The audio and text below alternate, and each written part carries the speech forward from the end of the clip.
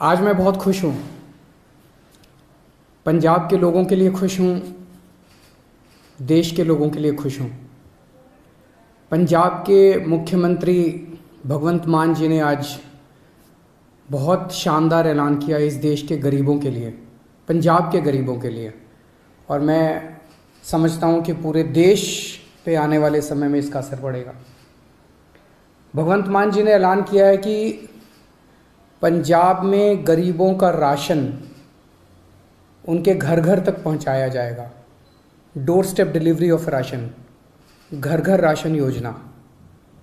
अभी आज़ादी के 75 साल बाद भी एक गरीब आदमी को अपना गेहूं चावल महीने का जो राशन होता है, जो सरकार देती है, वो राशन लेने के लिए लंबी लंबी लाइनों में लगना पड़ता है, छुट्टी लेनी पड़ती है, ढेरों तकलीफ़ें उठानी पड़ती है।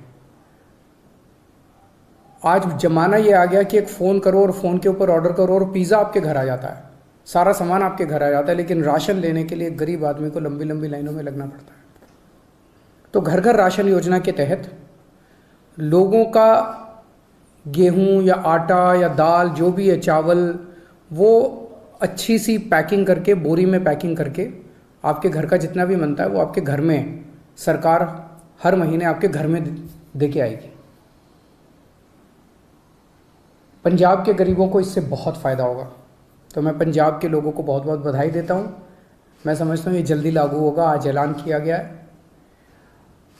दिल्ली में पिछले 4 साल से हम लोग इस योजना को, door step delivery of ration की योजना को लागू करने के लिए बहुत संघर्ष कर रहे हैं। सब कुछ हो चुका था, हमने सारा काम कर लिया था। केंद्र की भाजपा सरकार ने इसको रोक दिया, इसे करने नहीं दिया। ये सही नहीं है। लेकिन अंग्रेजी में एक कहावत है, you cannot stop the idea whose time has come. जिस आइडिया का समय आ चुका है उसको कोई नहीं रोक सकता, उसको कोई ताकत नहीं रोक सकती, फिर उसके पीछे कुदरत लग जाती है। अब इसका आइडिया आ चुका है, इसका समय आ चुका है, तो ये तो लागू होगा। दिल्ली में नहीं लागू करने दिया, कोई बात नहीं, पंजाब में लागू करेंगे। पंजाब में लागू होगा, सारा देश देखेगा, सारे देश के लोग इसकी मांग करेंगे, पूरे देश में लागू होगा। जैसे आज मोहल्ला क्लिनिक दिल्ली में बने, पूरे देश में बन रहे हैं। दिल्ली के अंदर जो जो चीज़ें लागू कर रहे हैं, पूरे देश में लागू होती जा रही हैं।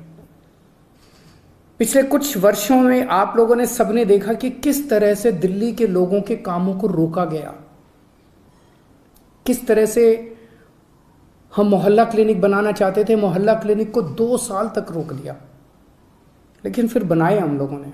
सीसीटीवी कैमरे पूरी दिल्ली में लगाना चाहते थे, उनको 3 साल तक फाइल रोक दी केंद्र ने। स्कूल बनाना चाहते हैं, उनको रोका जाता है। अस्पताल बनाना चाहते हैं, उनको रोकने की कोशिश की जाती है। पिछले 75 साल से इस देश के लोगों को रोका गया, हर कदम पे रोका गया। लोग आगे बढ़ना चाहते हैं, लोग विकास करना चाहते हैं, लोग प्रगति करना चाहते हैं, उन्हें रोका जाता है। इस देश के लोग बहुत अच्छे हैं, इस देश के लोग बहुत इंटेलिजेंट है, इस देश के लोगों में बहुत टैलेंट है, इस देश के लोग तरक्की करना चाहते हैं, लेकिन उनको 75 साल से रोका जा रहा है। लेकिन अब लोग रुकने वाले नहीं हैं।